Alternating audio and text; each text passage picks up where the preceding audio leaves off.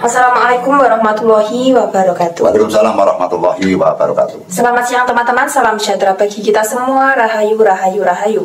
Pada siang hari ini teman-teman, kita diberikan kesempatan untuk bersama-sama tatap muka langsung bersama Mbak Gendil Jawa Montrol. Setelah kita memilah dan memilih, mencari waktu yang luang agar kita bisa nyaman berbicara, berbincang-bincang dengan Mbak Gendil.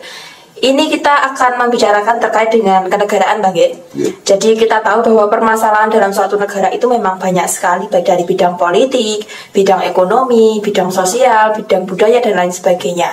Namun dengan demikian, Mbah, kita tahu bahwa setiap pemerintah yang ada kan juga belum semuanya sempurna, dan kita tahu sebagai manusia itu juga tidak ada yang sempurna. Namun apakah menurut praktisi jenengan yang jenengan ketahui hal-hal yang mungkin sulit ditangani dalam pemerintahan, Mbak? Pemerintah memang sangat berat sekali untuk membuktikan apa yang dikerjakan. Bahkan apabila kita tahu setiap ada capres dan cawapres, calon-calon mereka pasti berjanji yang muluk-muluk.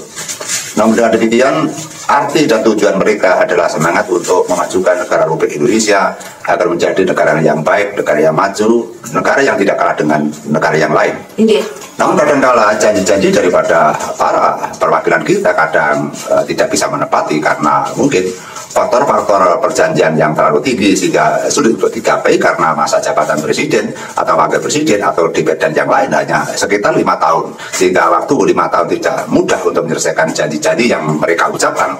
Negara kita sangat susah sekali ya, karena banyak sekali hal-hal yang diselesaikan, misalkan tentang persatuan, karena negara kita masa-masa seperti ini adanya ricuh, adanya demo-demo dan sebagainya, mungkin karena adanya pemilihan presiden ini banyak sekali orang yang tidak puas apa yang dicita-citakan, apa yang diminta, apa yang diharapkan tidak sesuai dengan cita-cita rakyat.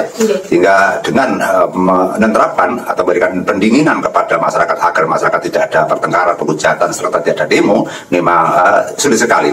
Namun pemerintah saya yakin pasti bisa menyelesaikan, karena pemerintah merupakan yaitu negara yang benar memiliki kapasitas pertahanan yang sangat kuat sekali. Dan apa yang dipertanyakan oleh Mbak Lulu bahwa negara ini banyak sekali kegiatan-kegiatan seperti menyelesaikan yaitu tentang pendapatan negara, kemudian pertambangan, perikanan, pertanian, kemudian industri, terus kemudian ditambah lagi dengan pembangunan IKN, infrastruktur, pembangunan jalan raya dan sebagainya. Banyak sekali yang dikerjakan pemerintah, namun kita kadang-kadang tidak bisa melihat betapa susahnya mereka, betapa susahnya negara ini mengatur bahwa agar rakyat ini bisa tentram, adil dan makmur.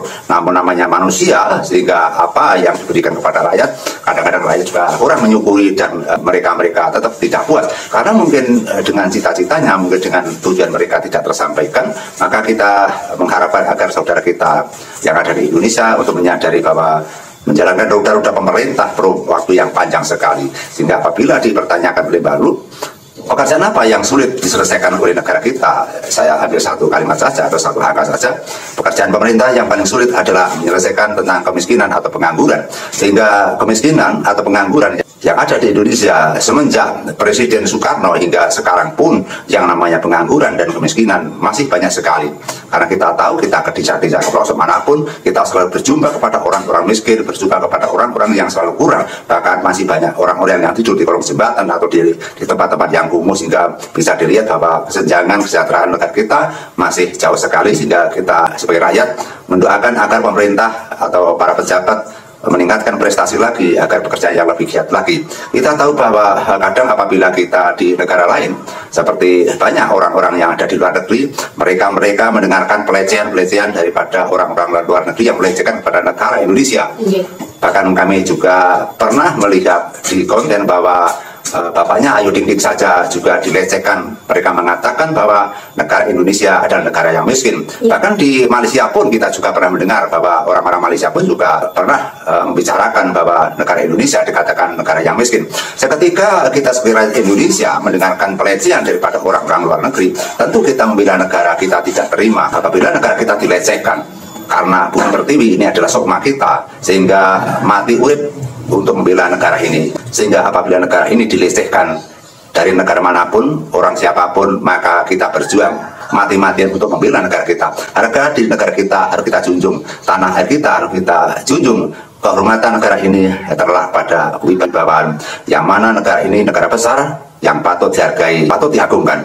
Kita dari kecil sampai tua hidup di Indonesia, tetap kita bersyukur bahwa negara ini adalah negara kita yang perlu kita junjung harga dirinya, dan kita bila tumpah darah Indonesia. Sehingga apabila ada orang luar negeri yang menghina kepada negara Indonesia, tentu kita marah. Banyak sekali pelecehan-pelecehan dari negara Eropa, Asia yang melecehkan bahwa negara Indonesia katanya negara miskin. Terbukti daripada tenaga kerja TKW dan TKI yang ada di Indonesia, mereka pergi ke luar negeri untuk mencari pekerjaan. Adanya TKI dan TKW, maka kita tidak bisa menjawab, kita tidak bisa membantah kepada orang-orang yang melecehkan Indonesia. Terbukti bahwa kita atau saudara kita, mereka bekerja di luar negeri mencari, yaitu pekerjaan mencari uang, karena kurs dolar yang lebih tinggi, mungkin rupiah jatuh, sehingga dengan kelipatan-kelipatan hasil kerja yang ada di luar negeri, maka kita tertarik kepada pekerjaan di luar negeri. Karena kita tertarik kepada pekerjaan di luar negeri, sehingga orang-orang yang ada di Eropa, Asia dan sebagainya, mereka memandang sudut sebelah bahwa mungkin negara Indonesia adalah negara miskin karena masih banyak sekali TKW dan TKI yang bekerja di luar negeri sebagai babu atau sebagai pembantu rumah tangga, atau bekerja di toko, atau bekerja di restoran dan bekerja di perindustrian. Sehingga tenaga rakyat Indonesia yang bekerja di luar negeri, maka tentu mereka mengecilkan, mereka merendahkan kepada orang-orang Indonesia. Sekarang yang menjadi pertanyaan dan menjadi bahan pemicu, bagaimanakah pejabat-pejabat kita dan negara kita, bangsa kita, saudara kita, agar tenaga kerja TKW dan TKI dipertiadakan. Kalau TKI dan TKW tidak ada, artinya kesenjangan kemiskinan yang ada di Indonesia termasuk pengangguran tentu semakin hilang. Karena adanya kemiskinan, adanya pengangguran, sulitnya untuk mencari rezeki. Sehingga kesimpulannya, bagaimanakah caranya agar TKI dan TKW itu menipis atau hilang? Maka negara Indonesia ini harus makmur, harus berjaya, harus melimpah ruah, tenaga ringan tapi hasilnya besar. Nah, kita kebalik, tenaganya banyak, tenaganya kuat, tenaganya keras, tapi hasilnya sedikit, sehingga kita bekerja dalam satu hari, dimakan untuk satu hari masih kurang. Sehingga dengan inilah maka banyaknya orang-orang yang pergi ke luar negeri karena mereka merasa mendapatkan kelipatan gaji karena kurs dolarnya yang lebih tinggi daripada rupiah. Sehingga bagaimana pemerintah agar rakyat kita, agar saudara kita tidak mencari pekerjaan di luar negeri? Karena kalau selalu seperti ini, maka kacamata dari mancanegara melihat negara ini dianggap negara miskin karena saudara kita yang ada di sana banyak yang menjadi babu, yang merawat orang jompo, merawat anak kecil, kemudian memberikan seluka-seluka, seperti kita tidak ada harga dirinya. Sehingga apabila kita dilecehkan daripada di luar negeri, kita marah. Sepatutnya kita tidak marah karena kenyataan bahwa saudara kita bekerja di sana sebagai pembantu rumah tangga, kita tidak bisa mengelak. Tapi apabila TKW dan TKI tidak ada atau menipis, maka orang-orang mancanegara tidak berani merendahkan bahwa negara kita ini negara yang miskin. Yang jelas kita marah sekali apabila negara ini direndahkan daripada orang-orang yang ada di luar negeri sana. Dan kita tidak bisa membantah dan kita tidak bisa menolak, karena memang kenyataannya saudara kita tidak hanya ratusan bahkan ribuan atau jutaan yang menjadi tenaga kerja di luar negeri. Artinya bahwa Indonesia belum mampu untuk menciptakan lapangan pekerjaan, Indonesia belum mampu untuk mengatasi kemiskinan, Indonesia masih banyak sekali pengangguran. Indonesia perlu belajar bekerja agar rakyat ini tidak kekurangan apapun, sehingga mereka dengan mudah untuk mencari rezeki. Sehingga mereka tentu apabila di negara ini sudah makmur, mereka tidak mau pergi ke luar negeri. Mereka tahu bahwa menjadi pembantu rumah tangga, mereka menjadi jomos daripada orang di luar negeri itu juga susah sekali. Kadang mereka diinjak-injak, kadang mereka dilecehkan, dan banyak sekali penderitaan-penderitaan yang dikerjakan dan yang dilakukan oleh bos-bos atau toke-toke orang-orang majikan yang ada di luar sana. Dan TKI dan TKW, maka kesenjangan kemiskinan kita bisa berkurang dan ekonomi kita bisa menaik sedikit. Namun hasil daripada kerja di luar negeri, mereka bisa membangun rumah misalkan, tapi kita tidak bangga. Kita bangga apabila kita bisa kaya, kita bisa cukup bekerja di Indonesia tanpa menggantungkan kepada luar negeri. Kegiatan pekerjaan pemerintah yang sangat berat sekali adalah memendung TKI dan TKW, karena untuk hari-hari ini, untuk tahun-tahun inilah, dari 1 tahun hingga 10 tahun, mungkin Indonesia belum mampu untuk menghadang, untuk menghentikan, yaitu pembantu rumah tangga atau orang-orang yang bekerja di luar negeri atau orang-orang yang menjadi TKI dan TKW. Maka walaupun kita berat untuk menghadang, namun semoga pemerintah diperdulikan dengan cara apakah agar TKI dan TKW tidak ada, sehingga rakyat Indonesia bisa terhormat, bisa dihargai. Tidak ada satu orang pun orang mancanegara yang merendahkan orang Indonesia, tidak ada orang satu pun yang merendahkan kepada rakyat Indonesia. Orang Indonesia yang mereka mengatakan orang Indonesia adalah orang yang miskin atau orang yang sangat melarat sekali. Jika kata-kata itu sangat menyakitkan karena sering didengung-dengungkan oleh para pejabat, bahkan didengung-dengungkan oleh para wakil-wakil kita bahwa negara ini katanya negara yang kaya raya. Tapi negara ini yang kaya raya, buktinya bahwa rakyat kita masih mencari pekerjaan di luar negeri, dan di samping itu mereka bekerja yang tidak ada prestasi pendidikannya, mereka bekerja sebagai pembantu rumah tangga. Sehingga dengan itu maka kami berharap sekali kepada pemerintah kita, jangan sampai hanya berkisar kepada politik-politik yang akhirnya menjadikan pertengkaran.